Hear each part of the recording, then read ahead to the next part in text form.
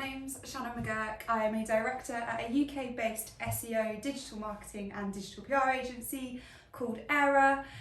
Today I want to be taking you through debunking link building myths in 2021. So historically, SEOs, digital PRs, everyone alike, there are a bunch of myths out there at the moment, some new, some old, and today we're going to be running through the top 5 that seem to be making a bit of a headline at the moment, debunking them and hopefully sharing some helpful tips and tricks along the way.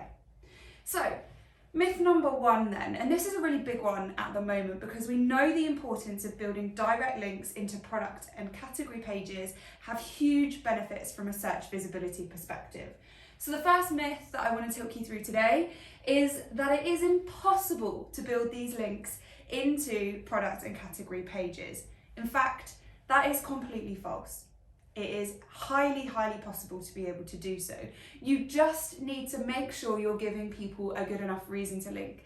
So the example that I've put up here today, and let's take the mythical concept of a tyre company, let's say e-commerce site as well. So if you are said tyre company and you are looking to build followed links into some of these product or category pages themselves, the reason for journalists being able to do that or wanting to do that might be that you actually, have an offer on the page, or you're sharing some insights on the page that aren't purely self-serving and self-promotional. You need to be giving these webmasters, journalists, writers and alike a reason to actually give you that link back into their page.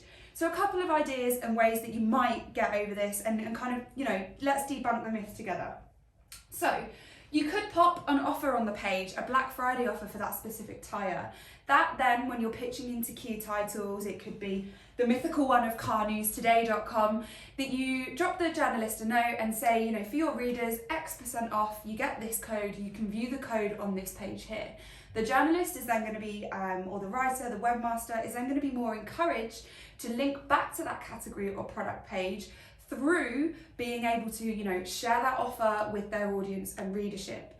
Another way that you are able to potentially do this as well is start to look at product roundups in the news. So if I was a fashion brand and as we head into the summer of next year, we might be looking at trying to rank for the term summer dresses.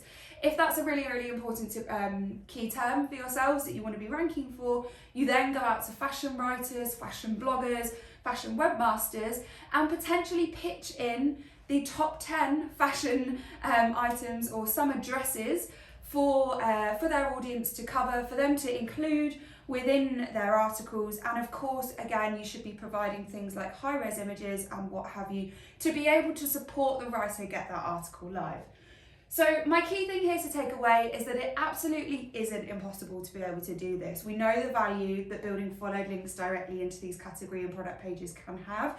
You just need to be inventive. You need to work with webmasters and writers to be able to provide them with something that they want to share with their audience and readership. And in them wanting to do that, it makes it more important for them to give you that link back and to direct traffic to that page because the offer, the insight, the product could be there.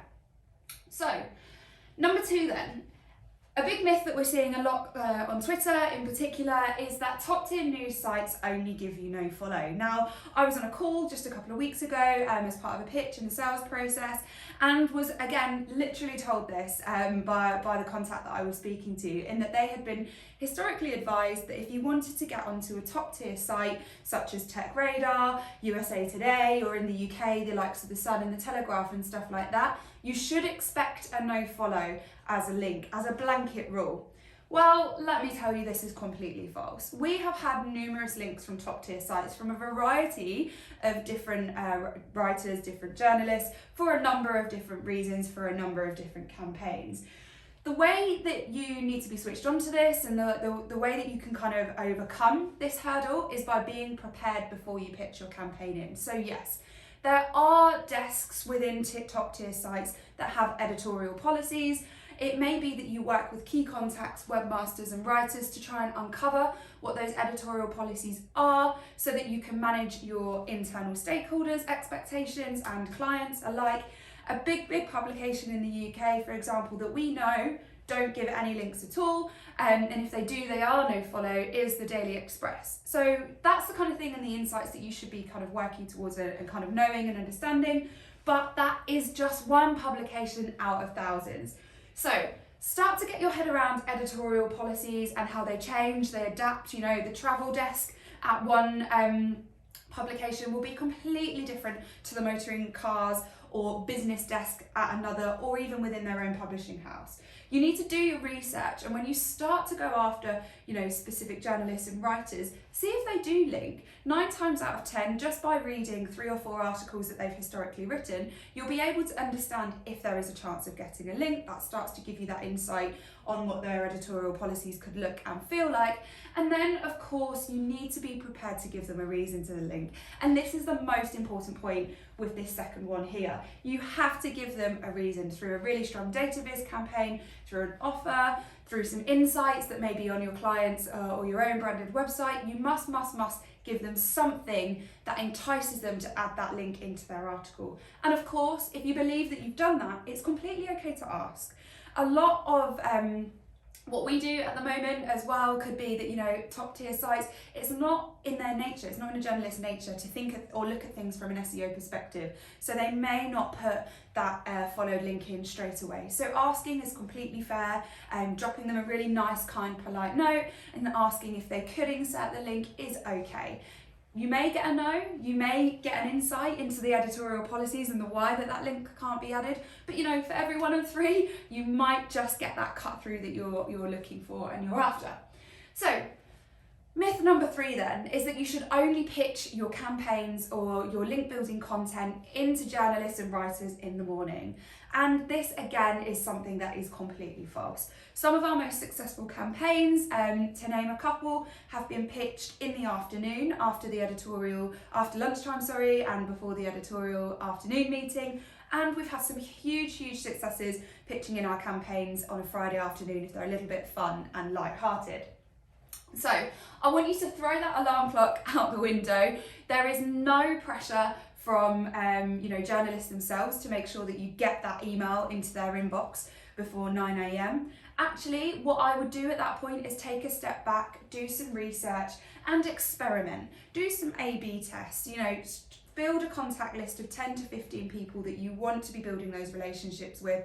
See when they publish their articles, see when they're most active on Twitter and stuff like that, and start to work out when actually might be a good time to pitch for them. The key thing, if you're pitching in the afternoon, for example, one thing to note is that you're going to be up against less competition. Not as many people, because they believe this myth, are going to be pitching in at the same time. Piece of advice here as well is that I wouldn't be pitching in your link building or digital PR campaign completely cold from the get-go. So if I was a writer that, you know, potentially you wanted to be building a relationship with, I would give them the heads up 2 to 3 weeks in advance, drop them an email, drop them a Twitter DM, say, hey, I'm working on this campaign, it's got data on XYZ, looking to launch by the end of the month. Is this something you're interested in? Would it be something that you would like to cover? Let me know and I'll work alongside you to be able to get you everything that you need for a potential article to go live. Again, that kind of stuff doesn't need to be done at 9 a.m. in the morning. You can do that throughout the day. It can be done at any time. We're currently in a completely different environment to what we were this time last year. You know, COVID has definitely changed working from home and stuff like that. People are far more flexible. People are trying to achieve a work-life balance. And again, that ties into the fact that not everybody is online at 9 or 10 o'clock in the morning. They may start later. So really do that research. Start to understand when your key contacts are publishing their articles. Work with them well in advance so that they know your campaign is coming up and you do not have to pitch at breakfast time in the morning to get those links. Number 4 then is that relevancy isn't king. So there is a huge debate at the moment, again we see a lot of it on Twitter and social media, that for traditional SEO and link building tactics, that the links that you build have to be really relevant and that they have to be completely on brand from target sites and publications that you would expect that brand to be covered in. Now, in the digital PR world, we have a slightly contrasting view to that, in that actually a link is a good link and relevancy isn't quite as important. But I want to debunk the myth today that actually relevancy isn't king.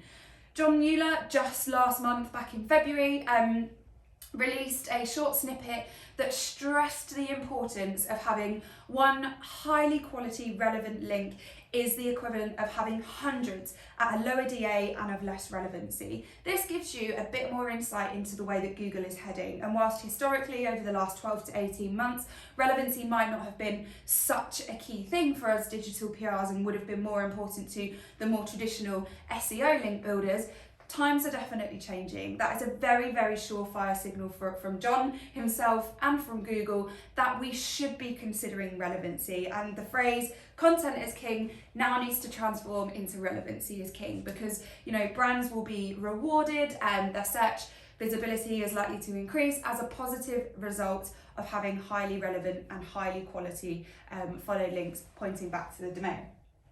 So final one then, number 5, is that actually the one that probably stands the test of time. It's the one that's been around the longest, and the understanding that actually you can't ask for a link. It's a huge, huge prominent myth within our industry and what we do, and actually you can. You can 100% ask a webmaster, a writer, a journalist at a top tier publication, whoever they are, you can definitely ask them for a link if they have covered your content, your campaign, your insights, whatever it has been. Now, as I touched on earlier, not every desk, every writer, every journalist is going to give you that link once you ask for it, but if you don't ask, you don't get. So it may be that you get a no-follow link. It may be that, in a couple of weeks' time, a link could be added, for example. It's really, really important to do this in a polite and friendly way. Do not be demanding, but a simple short note, if a piece of coverage goes live or an article goes live, going back to that writer, thanking them for their time, saying it's been great to work alongside them. If you then at that point say it would be great if you could credit the brand fully by adding in a link to XYZ or whatever your campaign or homepage may be, the chances are they're going to do one of two things. Tell you no, it's not what they do, or add it in. There is a 50-50 chance of success here. So it's worth the risk and it's worth you giving it a go. Now, these are the top 5 myths that of course are highly relevant today. They're the ones that get spoken about on social media quite a lot, and it's as the debate and the synergy between digital PR and SEO is fusing together a little bit more. We've kind of gone through everything today in terms of the myths themselves. If you have any questions for me, you want me to help you debunk myths or anything like that, please feel free to reach out to me on Twitter. My handle is Shannon McGuirk _. My DMs are open, more than happy to help. Really, really hope that you guys enjoy the newly reformed and refined link building guide on behalf of Moz. It's been great to be part of the process. Thank you guys. Leave comments and feedback below. Bye.